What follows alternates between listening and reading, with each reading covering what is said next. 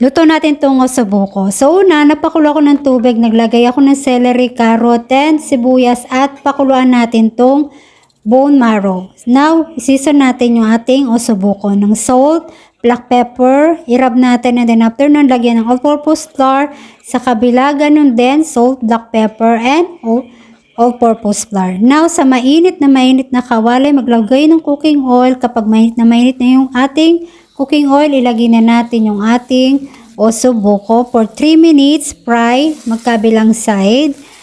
So, ganun din sa itong pangalawa. And then, after nun, ay naghiwa ko ng stem ng celery, and then itong carrots. So, and then, ito ring sibuyas. After nun, ito na yung ating pinakuluang bone marrow. And then, sa same frying pan na pinuprituhan natin, ay mag-isa tayo ng onion. And then, ito yung celery na chinap na rin kanina, together nung carrots. Sauté mo lang, and then ilagay na natin yung ating 3 cloves ng garlic. At ilagay na natin itong tomato sauce. So, hinayaan ko lang yan. Mas maganda kasi na yung tomato sauce, mas maganda kung isauté mo siya ng matagal. Now, ilagay na natin yung ating laurel leaves, yung ating rosemary and thyme, at maglagay ng black pepper, salt, and then maglagay rin tayo ng red wine, or ang ginamit ko po dyan is grape juice.